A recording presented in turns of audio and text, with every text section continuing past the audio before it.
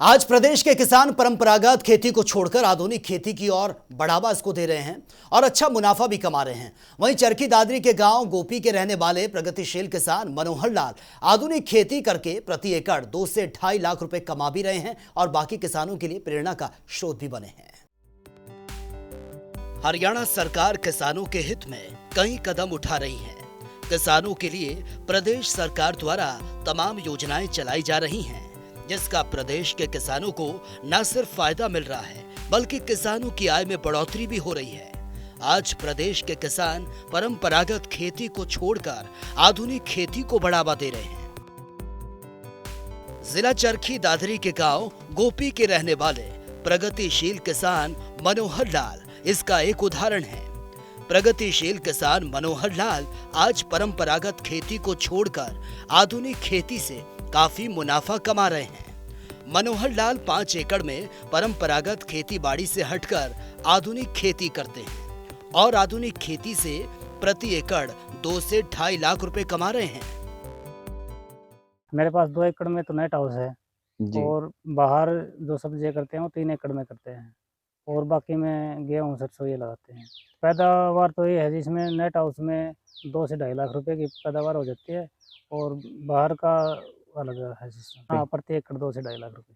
सरकार से net house जब लगाया था तो 65% अनुदान दिया था और जब हमने खजूर लगाए थे 5 एकड़ में तो उसमें 75% अनुदान सरकार ने दिया था। नेट हाउस में तो अभी तोरी है, टमाटर है और 3 तरह की इसमें मिर्च हैं। खेती करने में तो कोई विशेष तरह की परेशानी नहीं होती। इसमें तो नेट हाउस में थोड़ा इन्वायरमेंट का बाहर का और अंदर का फर्क होता है, तो इसमें मक्खी मच्छर और कीट का भी बचाव रहता है बाहर की तुलना में। प्रगतिशील किसान मनोहर लाल ने बताया कि उन्हें सरकारी अनुदान प्राप्त हुआ, जिसकी मदद से उन्होंने अपने खेत में 2 एकड़ में नेट हाउस लगाया, जिससे उन्हें सब्जियां व फल उन्नत किस्म के प्राप्त होते हैं और इसका लाभ ये होता है कि बाजार में इनका अच्छा भाव मिल जाता है। अन्य किसानों से तो ये है कि जैसे हम परंपरागत खेती करते हैं, इस समय जैसे कपास लगा दिया, बाजरा लगाएंगे, बरसात होगी तो, और उस समय ज़्यादातर किसान सरसों लगाते हैं या गेहूँ लगाते हैं, तो ये तो हमारे होगी परंपरागत फसलें। मैं किसानों से यही चाहूँगा कि भैया आप थोड़ा करके शुरुआत कर लो चाहे, लेकिन कुछ हटके करो। सब्जी की खेती में मुनाफा है, ऐसा कुछ नहीं है कि उसमें नहीं है, लेकिन आप थोड़ी सी शुरुआत कर लो, बहुत अच्छा रहेगा। हमारा चरखी दादरी में उद्यान विभाग का जो कार्यालय है और बाडड़ा में भी एसडीओ साहब बैठते हैं, तो उनसे आप संपर्क करो उद्यान विभाग से, हॉर्टिकल्चर डिपार्टमेंट से।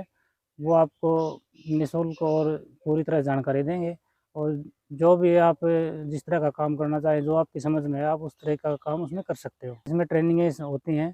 ट्रेनिंग सेंटर हमारा उचानी करनाल में है, वहाँ पे भी बहुत बढ़िया फैसिलिटीज़ दी गई हैं किसानों को।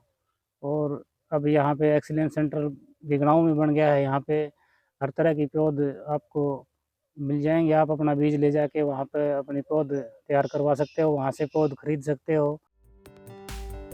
जब इस बारे में कृषि विशेषज्ञ डॉक्टर चंद्रभान श्योराण से बात की गई तो उन्होंने बताया कि किसानों की आय डबल करने के लिए विभाग प्रयासरत है और किसानों को हर संभव मदद दी जा रही है। देखिए, परंपरागत खेती को छोड़ के अगर किसान भाई अलग से कुछ करना चाहते हैं, जैसे कि सब्जी की खेती है, बागवानी है, मछली पालन है, आदि आदि, तो सरकार बहुत अच्छी स्कीमें लेके आ रही है और लगभग 70-80-85% तक अनुदान सरकार देती है।